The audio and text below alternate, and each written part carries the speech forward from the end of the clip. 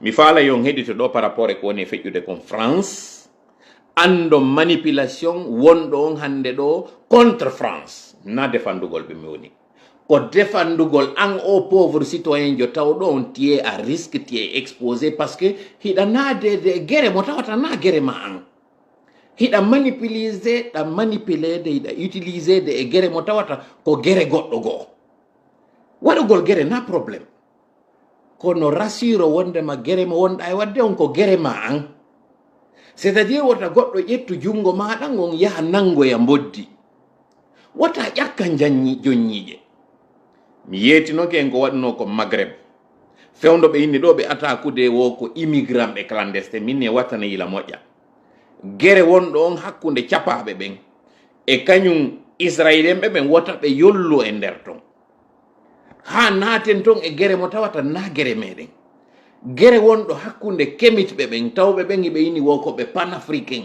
wiwɓe ɓen kamɓe wondema ɓe artira e diina taw ka kanko ka woni diina africain ɓe ɓen ko tawata na islam na christianisme wota ɓe naade ka guerre maɓɓe ɗon contre occident par ce que na guerre ma non an o julɗo ɓe mawɓe fewndo ɗo probléme tawɓe ko maghrébin ɓe d'origine hiɓe maridi e France probléme ji tawɗi ko gibi ka colonisation wota ɓe yolle nder ton mon frère mi falano yen heɗite ɗo Nedi Pullo no yewti ɗo yewtere nde tawata miɗo apprécie nde moƴƴa rapidement. Bonjour à tous. Nedi Pullo, Nedi Africa. Alors vous voyez ce qui se passe en ce moment en France, on brûle des voitures partout, on brûle des bus partout, des tramways suite au décès d'un frère ici, un petit frère d'origine maghrébin qui s'appelle Naï. taw hawju ko français woni e yewtude nanoɓe français ɓen heɓa e geɓal muɗum ngal mi yiltitanto en e toɓɓe ɗe tawata ɗen ko majeur je ɗen e konko yewti ɗon kon mi holla en commin ɗo fof hande ɗo hiɗen mari ɓen tawɓe koɓe manipulé hiɓe mari kadi agenda ji maɓɓe nder ton hiɗen suivude ɓe hiɗen heɗitaɗe ɓe kono ara en anda ils ont leur propre agenda par ce que ɓe yollodirino e ɓe kanko wiyete troll ji ɓe yollodirino e ɗi puissance ji sifa wano Kémi Séba en hiɓe mari ton leur propre kamɓe tigi noon ɓe anda ils sont à risque ils sont en train de courir un gros danger parce que France rapatrie ɓe fermay taw page ji maɓɓe ɗin rapatrie ɓe o wiyeteɗo ɗo jeune visionnaire kanko mi andi ko moni e wolde ɗo kon jentite noon yewtere Nedi Pullo ko yewti ɗo kon mi firanoyande noon. Alors aujourd'hui, je m'adresse aux blogueurs africains et d'autres blogueurs guinéens qui essaient de relier ce problème à notre Guinéen aussi qui a été tué à Angoulême, un jeune Guinéen. Apparemment, il avait 19 ans, je sais pas trop. Donc, on a des blogueurs guinéens qui arrivent, qui disent que justice, on n'est pas unis, on aurait dû faire pareil. Moi, je m'adresse à ma communauté, surtout guinéen.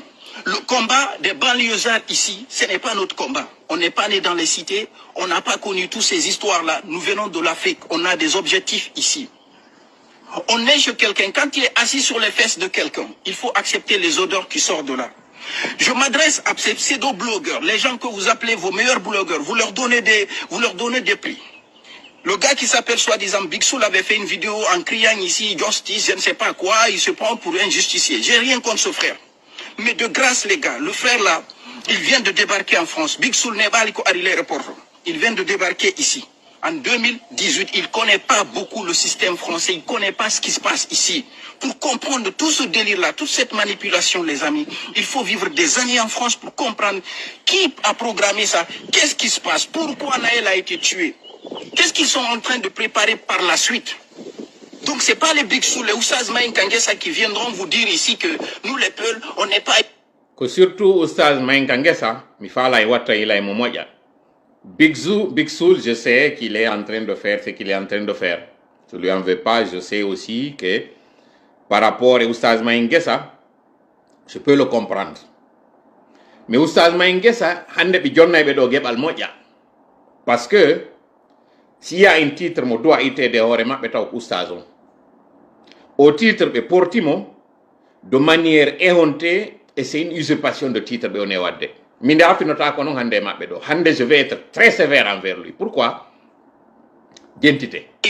Regarde ce qui se passe. Oustaz Maïn Kangessa vient de faire une vidéo pour dire vive l'Algérie.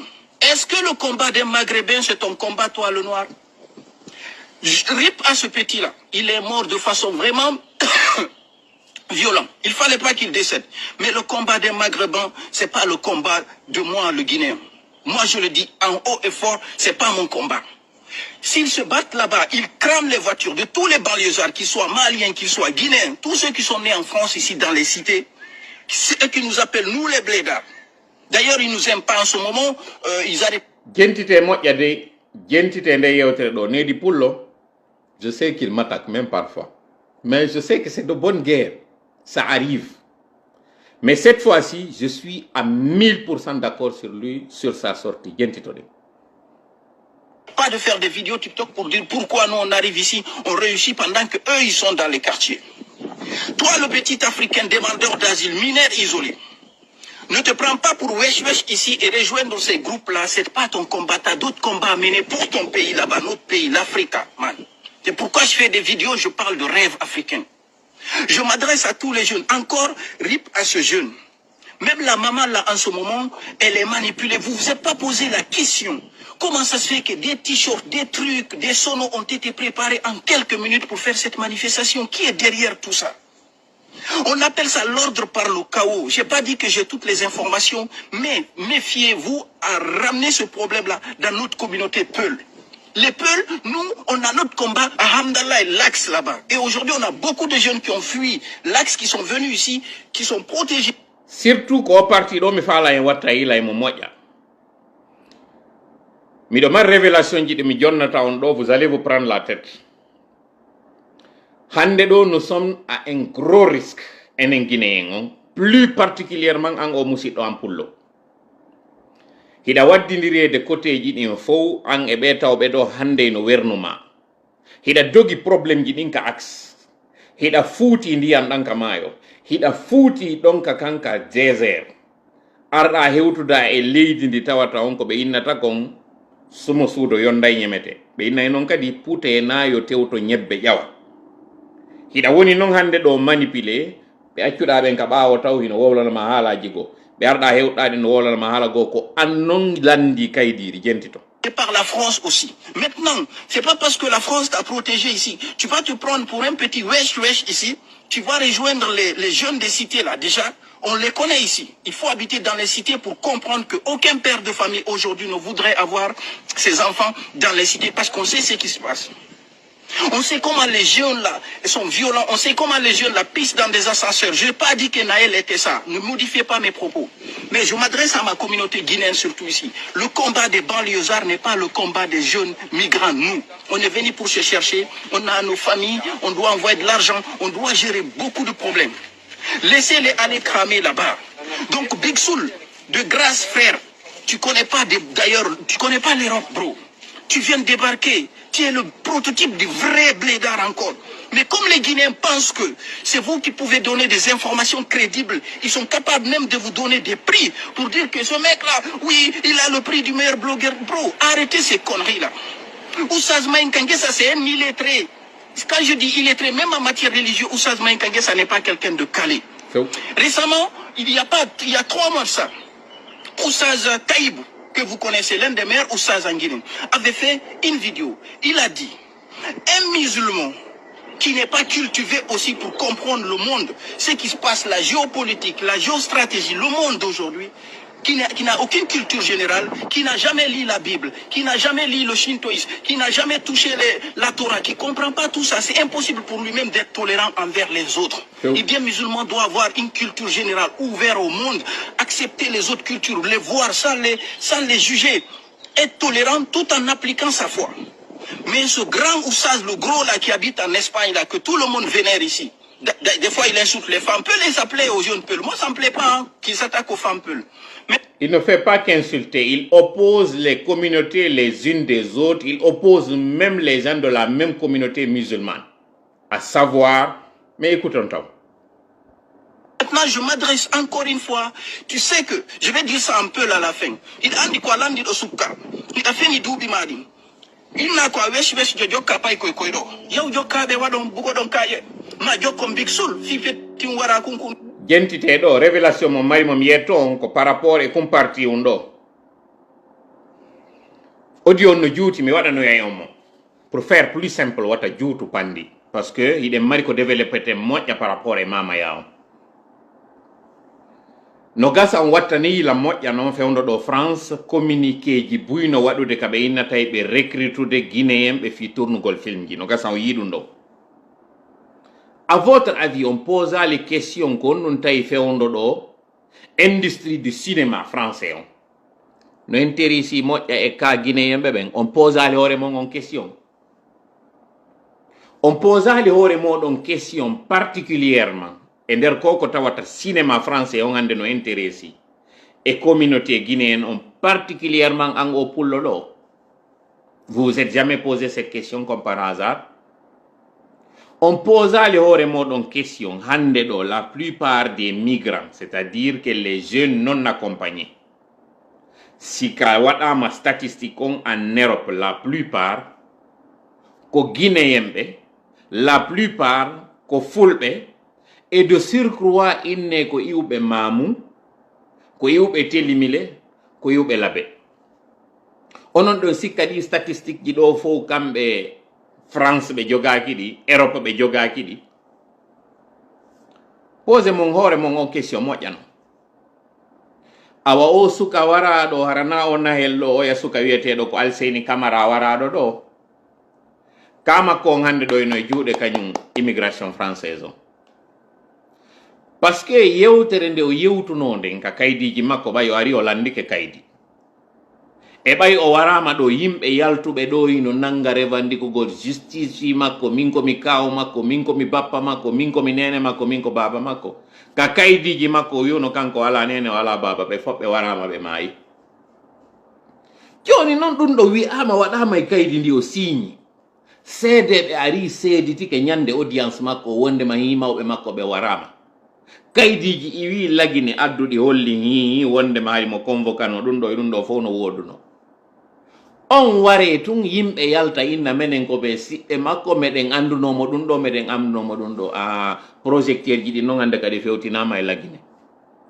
Joni noon ko enen tigi noon iwɓe lagine ɓen ari ko enen kadi utilisete ɗo fi illustrugol konko ɓe tawata ɗon eɓe mari on souci hande ɗo immigration clandestine o. C'est-à-dire ɓe aroɓe hara ko immigrant déguisé, rewa ka désert, rewa ka maayo maaya ɓe tawata hande ɗo organisation ji de droit de l'homme et de défense no wiide ɓe hino sakkede accaka naate halelko ko yimɓe doguɓe tampere soñjuɓe ɓe ɓen hande ɗo ka économie maɓɓe. Hiɓe faala non hendade preuve ji ɗin wondema ɓeɓe wonɗon e defandude ɗo c'est des immigrants déguisés ko wonɓe dogude tampere économique nde enen tigi marɗen ɗo nden na tampere politique goye ɓe woni e dogude ɓe e ko déguisé ɓe mayde ka ndiyam ɗo c'est vrai, hiɓe mayde ka désert ɗo c'est vrai. En fof en yiiɗo vidéo ji wonɗi e circule ji e publication ji woɓɓe meɗen manipulé non éclairé ka woni e wiide ɗo ko honno tawirta ɓe riche ɓe wonɓe ɓen ka nder maayo ɗo natuɓe ɓen e nder kun sumare mum mayɓe nder to recherche ji no waɗe fi maɓɓe ɓe nayo riche ɓe mais ɓe ala wadde recherche ji par rapport e ɓe immigrant ɓe tawata batowo e maɓɓe no échouade dans les larges. est ce que ɗiɗiɗi no yuɓɓodiri mo jama? Mi landori on Allah a patron jo tawɗo iɗa mari assurance ma on tun no wawi wurnude leydi naata e nder ndiyam on assurance assuruɗo ɗon humpito goɗɗum no wadde on ino wawi eɓɓidirede o tawɗo ɗo o ƴawi e bateau e zodiac kun tawata hunde ala e makkum jokkan ala habbon ala ma tuma mi woni e nande woɓɓe no inna wondema guerre on Mali e Burkina mbuuɗi wona haɗi naɓeɗe toon ɗin fi dartagol terrorisme ɓen eɓɓodira e ko wona naɓede kon Ukraine. Taxi ji Mali ɗin ko français ɗi wona yoɓede ka parce que français ɓen iɓe mari compagnie ji wano Areva e ko nanditi e mum Mali e Burkina ɗin mbuuɗi ɗon on hino waɗi ha tawata contribuable français ɗe ɓen e allemand ɓe ɓen e américain ɓe ɓen koye ƴette naɓe Afrique. Alors pour votre information jama la plupart ɓe wonɗon e yiide hande ɗo no ardi aduna on dans des pays origine ji maɓɓe ɗin ko Europe, Amérique particulièrement. E nder kadi ɗin pays ji ɗi wonɗon e yiide ɗon France sa ndaari ɗo joni origine Emmanuel Macron a tawa himo liyodi e ɗin pays ji wiyetenoɗi slave. Konɗi woni ɗin ko ɗi pays tawnoɗi ko e ley autorité Union soviétique ɗi wonno. Pour votre information, la plupart des Américains hande ɗo tawɓe ko hikkiɓe nokkugo hino mari kalisi origine ji maɓɓe ɗin ko Russie, particulièrement kañum Ukraine. Donc c'est normal yo taw hande ɗo élan de solidarité on fi Ukraine janɗay, parce que ko kamɓe Ukraine maridi haysi koko wiyete comme ɓandu wotoru ndu ƴiƴan gotan ɗan e histoire goto. Donc ta yuɓɓidir ɗum ɗo yo africain jo nangodir ɗo hakkudeji mum no pira. Ça n'a rien à voir mon frère, ça n'a rien à voir ma soeur. Je suis désolé de te le dire. Kono wata goɗɗo ar manipula ma inna ma qui a un 2 poids 2 mesures parce que autant décidi no soutenir de Ukraine alors que au même moment jadisɓe ɓe no wadde ko faala Mali. Ça n'a rien à voir mon frère. Ta eɓɓidir ɗin ɗon ɗiɗi. Awa ilanne do même kañum kadi ta nangu wiwgol ɗo parce que immigrant ɓe hino échouade au large, batoji maɓɓe hino mutude toon ɓe mayde. Hande ɗo ɓay ɓe yimmike ɓe yeehi darugol no ɓe sovira noon ɓe milliardaire ɓe ka nder ndiyan ɗo. C'est du 2 poids 2 mesures. Ça n'a rien à voir. Ko non manipulation wona ɗon e waɗede, ko non manipulation non kadi yiltoto e hoore meɗen. Parce que an wonɗo e wiide on ɗo hiɗa dartanade droit de l'homme, hiɗa dartanade justice. Janngo miɗo maranma audio, janngo miɗo maranma ɗo alluwal ngal mi yewta e ma ɗo ndaara, eɓɓana ɗon non ndaara ko honto woni geɓal maɗa ngal. Pour revenir o ka France on ɗo, wata goɗɗo puusu on ɗo e wiwgol awa puisque an hiɗa ari ko a immigrant joɗa hewti donc France ala traitudema moƴƴa. Kono waɗi si dogguɗa Afrique immiɗa arɗa fattiɗa France. Probléme ɗi balliyoji na probléme ma mon frère, na probléme am min. Ɗi balliyoji France no hettude kuuɗe ɗe waɗunoɗen, golle ɗe waɗunoɗen. Fewndo tawnoɓe arno par exemple Algérie, ɓe colonise Algérie ha tawi Algérie ko pinka ƴettata fi hotta hoore muɗum. Mais en même temps kadi o politique mo ɓe woni wadde ɗo contre religion musulman non. Je suis désolé mais c'est ça le fait. Ka tawi ɓe nangue wiwgol ɗo wondema siɗa waɗi voile a natata golle a waɗata ɗum ɗo, ɓe hettay ɗon noon ka tawata ɗon noon. Au même moment sœur jon kañum hino wawi wadde voile muɗum on naata e bureau naata e golle hara ségrégaka. Donc o 2 poids 2 mesures ko ɓe waɗi ɗi balliyeji ɓe ségrégé ɗin ko ɗon yiltata hoore maɓɓe. An noon a duwaka yollade ɗum ɗo mon frère, parce que an ka arɗa ɗo au moins hiɗa traita mieux que ka iwnoɗa ɗon. Fewndo o crise Tunisie waɗi ɗo étudiant ɓe ɓen ton e ko nanditi e muɗum, min no e wattane yila wota goɗɗo puuson ɗo ƴuyna on ha nangon atakugol capaɓen fo. Pour la petite histoire, fewndo tawno Ebola naati la Guinée, ka tawi hay goto on tuma hino udditani en dambugal, hay Sénégal fermani en frontiére ji ɗi. Match ji la Guinée ɗin konto ɗi jouete no na Maroc ɗi wonano e jouede. Maroc udditani en tereji muɗum ɗin, accitani en leydi muɗum ndi en aro naaten en ala visa argol naata Maroc. Ɓe waɗoyno ɗon AVM ay moment donné, kono hay on AVM ittama. An ko honno wawirɗa goɗɗo waɗa e hakkilma wondema capa fo wontirɓe Maghreb ɓen ɗon ko ayɓe maɗa. An hiɗa wawi dartade Maroc, anɗa wawi yennude marocain jo, anɗa wawi pirirude marocain jo. Ardinen hakkil moƴƴa jama. C'est à dire ko ma anden ko hombo woni mo wonɗen pirudude, ko ma wawen andude kadi ko hombo wonɗen e wallidirde ka piiro. Si tawi an guere no wadde a sendidira nangowo, a sendidira nangueteɗo, a wonay nangueteɗo, a wonay pirideteɗo. Sendidiren ɗum ɗon moƴƴa. Donc o probléme ballieu pour revenir e ɗum ɗon e probléme France on tigi tigi wattani yila moƴƴa. Enen e wawata pirude France taho fewndo ɗo, kami wi ɗo fewndo ɗo. E fewndo ɗo kadi France ko boni wo ko boni koye goɗɗo godo France boni, na e an e min hande ka fewdiɗen ɗo. Sa faami nde yewtere ɗon alhamdulillah, sa famali nde kañum kadi alhamdulillah, parce que aroyay ka faama. Ndeɗa faamoya noon ko tuma wattaɗa e avion wal nattoyaɗa lagine ɗo, cikkoyɗa lagine, ko ɗon noon andoyta jakka o guere mo arnoɗa waɗɗa, na guere ma nun an. Aro ka leydi teddina sariyaji leydi, yiɗa ndin leydi ɗon. Ñande ɗon añoɗa ndin leydi ta wonu ka nder leydi ton critica ndin leydi. Sa añi leydi yaltu ka nder leydi wona ka yaasi criticandi. Fino ya faamu moƴƴa an o wonɗo e jooɗade ɗo ka nder leydi ɗon hiɗa ñamude aide social maɓɓe, hiɗa ñaamude avantage ji maɓɓe hiɗa ƴewde métro ji maɓɓe waɗa fof gollidira technologie ji maɓɓe ɗin sa jooɗike ɗon a nangi e wiwgol an a wallitoto Russie e nde yewtere ɗo yaw Russie nder ton yiya ko honno ɓe jogori yimɓe maɓɓe ɓen ton taw wonu France nder ton critica Russie taw wonu France nder to wiya an hiɗa tawti Iran ɗa tawti ɓeɗo ɗa tawti ɓeɗo yalto nder ton ha gasa jooɗoyoɗa Afrique noon waɗa noon ɗillayruji ma waɗa noon konkonɗa e wolde noon donc pour revenir e ɓe wiwɓe ɗo kañum ko mahi ngesa voilà une véritable poison parce que non seulement hiɓe jooɗi Espagne hiɓe andi ko honno ɓe ardiri Espagne hiɓe andi kañum kadi hiɓe jombi ɗiɗo hiɓe jooɗi nder ɗon hiɓe woɗa ko ɓe woni e wadde ɗon kon fof ɗin vidéo ji maɓɓe ɗon hiɓe andi ha gasa si tawi c'est vrai ko on ɗon e wiide konko leyɗe heferɓe wona mi waɗino vidéo mi yewtino fi ɗum ɗon haɗi yalton e ndin leydi heferɓe yawon Saudi jooɗoyo ɗon ton ɗaɓɓon ton gurdam muɗam ma haɗi immo ɗon ɗo yahon dans n'importe quel autre pays yahe Malaisie yahe Indonésie yahe Pakistan yahe Afghanistan ɗiɗo fof dina islam no rewede nder muɗum pourquoi on yahali ton ɗaɓɓere parce que heɓugol passeport leydi ndi tawata na julɓe moƴƴa haɗi yawon ɗaɓɓoyon passeport ɓen ɗon yalton Espagne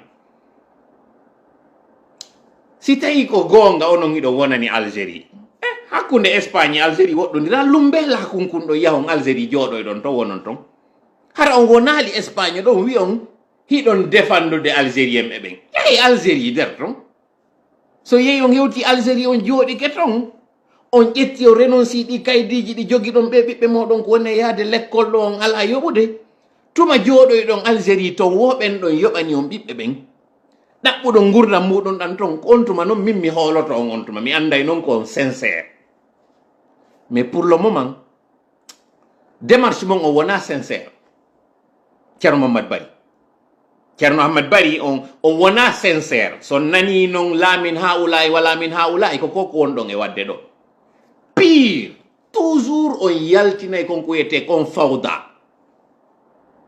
yiɗon andile ɗum nelaɗo no haɗi ɗum waɗugol ngol division hakkunde julɓe ɓen onon tigi on mantora e wi on onon kaka polémique woni wo ko ɗon yiɗo ɗon winno réseau ji ɗin ɓutti ɗon arde kadi ɗumanno ɗon si mi gayni yewtugol on onon mi yewtay kadi jama wonɓe arde mawnina fi moɗon ara ndaara on ara commenta ko waɗa ton ko ɓen woni e alimentude ko ɓen woni e jonnude on ko ɓen woni udditande on dambugal si ɓe udditanali on dambugal ɓe accordanali on continue ɗon wowlon ha ñande taw ɗum mettiti o on arto e ala raison hande ɗo polémique mo min ɗon on ɗo lagine hiɗon anditi en 2014 ou 2015-16 on waɗuno audio e vidéo on tuma circulnoɗi e nder plateforme ji ka wonɗon e wullude wiwɗon goɗɗo yeetike on mo gollido to wondema hande mono mari coggu gertogal o heɓay debbo pullo créyuɗon gim polémique wi fo on tuma hakkunde ɓen tawɓe ɓen ko maninkaɓe e fulɓe hiɗon andi ko jelo hande ɗo tawata ɓeyguri mum no jombodiri hakkunde hot Guinée e moyen Guinée onon tigi on darti hoore moɗon moƴƴa sika nder ɓeygure moɗon on ala toon tawɓe no jomba nokkugo ma no jombi nokkugo mi yi vidéo moɗon ɗe balɗe ɗo ka rondiɗo goɗɗum wiwɗon iɗo iwi yawgol bonnoya haaju ka tawi wo ko maninkajo ye ƴamoy ko ɗo no min ni ɗon do a jattanede titre moɗon oustage par ce que si kon oustage hiɗon andi nelaɗo sallallah alih w sallam no tawa ko ɓe jombiri sonnaɓe buygo tawgol ngol kala mo ƴettanɗa si a jombani on tigi teddungal woni hakkunde mon guere wonata hakkundeji moɗon islam ko encourage ri polygamie kon ko piiji tati goo ko fi ɓen tawɓe ko rewɓe tawɓe modiɓoɓe maɓɓe maayoyi e nder jihaadi hiɓe ɗaɓɓude ko jomba ɓe iwtama ka jihaadi worɓe maayoyi ton rewɓe ɓen ɓurti ɗuɗude idi rewɓe ɓen ɗuuɗi ɓuri worɓe ɓen nelaɗo yamiri ɓen tawɓe ko worɓe yo jombuɓe sonnaɓe ɗon adda ɓe waɗa ɓe ɗimmo tammo manaya o go'o ko islam yewti ɗum ɗimmel muɗum ɓen tawɓe harayno mari ɓiɓɓe alyatimaɓe ɓen alyatimaɓe ala ko ne'aɓe inna a ƴettata ɓiɗɗo on tun ne'amo nene on hara a ƴettalimo inna ko ya ƴettu nene on sabu ɓiɓɓe ɓen no ne'ire ɗiɗi tammel muɗum wiya kadi yo jille parce que kala mo ƴettanɗa teddungal woni hakkundeji moɗon on yurmodiray on ɓeydoto onon non wi on konko janguɗon ɗo wondema no wi wondema leñol kaariwol yata jomboya leñol kaariwol ma okkata leñol kaariwol oustage on ɗum ono wiyete ɗo konto jangoyɗon konko janguɗon ɗo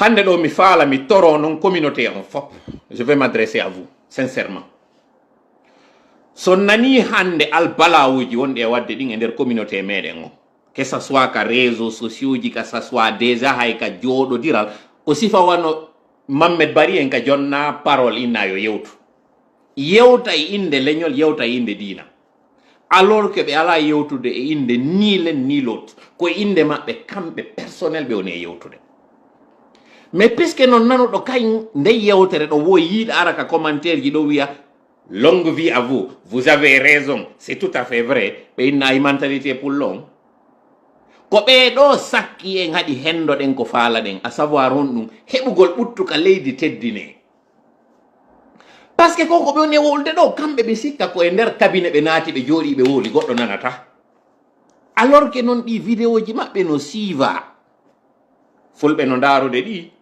tawɓe de tous les bords maninka no ndaarude ɗi nanoɓe pulal hande ɗo ko mi yii ko éveil Guinée Fadiga tigi waɗi publication maɓɓe on moki on andi Fadiga hoccay pulal joni non ɗon andi ko jelo yii on position may ngesa ka woni wolde inna mene men okkata maninka men okkata soso ko ɗum dañande simini on Jacques Wumpak ko yalti wowli kon na Jacques Wumpak doit felede hiɗe mari enen tigi mi yetike on l'ennemi du peuple c'est le peuple lui-même hande ɗo a wawata jooɗade wi'a an leñol maɗa ngol gibi nene la babala dow haali jilloyali nder to ka direct hande ɗo noon a nanay ɗin famaɗi